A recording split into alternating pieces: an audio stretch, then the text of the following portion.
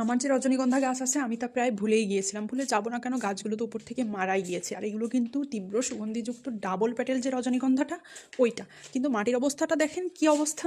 এই মাটিটা আমি সুন্দর মতো করে একদম গুঁড়ো করে এতে হচ্ছে গোবর সার মিশিয়ে সুন্দরভাবে এই বাল্বগুলো লাগিয়ে দিব। একটা বৃষ্টি হলে যাতা অবস্থা, মানে বর্ষাকাল চলে গেলে তো দেখবো পুরো মাটিটা হাড় হয়ে, মানে একদম পাথর হয়ে পড়ে আসছে, এত শক্ত হয়ে যায়। তো বাল্ব টাইপের গাছ এখানে সার্ভাইভ করা একদম কষ্ট হয়ে যায়।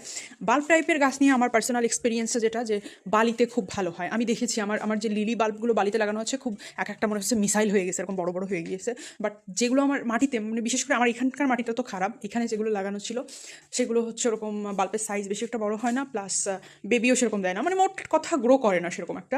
তো আমি নতুন একটা এক্সপেরিমেন্ট করতে যাচ্ছি, কারণ আমার এরকমও হয়েছে যে অনেক গাছ আমি বালিতে দিয়ে টিকাতে পারিনি, সেগুলো হচ্ছে পচে গেছে, নষ্ট হয়ে গিয়েছে। তো এটা বাল্ব টাইপের গাছ, তার জন্য আমি যাচ্ছি লাগাতে। কিন্তু এই এক্সপেরিমেন্টের ফলাফল কী আসবে সেটা হচ্ছে দেখার বিষয়। তবে কারো যদি অভিজ্ঞতা থাকে, কেউ যদি লাগিয়ে থাকেন, বালুতে হয় কিনা আমাকে অবশ্যই একটু জানাবেন। আর ফাইনালি ওয়াশ করে আমি এগুলো পেয়েছি। এই বাল্বটা অনেক বড়, এগুলোও বড় বাল্ব, গোড়ার দিকটা দেখে মনে হচ্ছে এগুলো সব ফুল দিতে সক্ষম, এরকম সাইজের বাল্ব। তো আমি লাগালে এবার বুঝতে পারবো যে কোন কোনগুলোতে ফুল দেয়। আশা করি বড় যেগুলো আছে এগুলোতে ফুল দিবে। আর যদি কেউ লাগিয়ে থাকেন ইয়াতে, আমাকে অবশ্যই অবশ্যই একটু জানাবেন, কারণ আমার অনেক গাছ এরকম ধ্বংস হয়েছে না জেনে।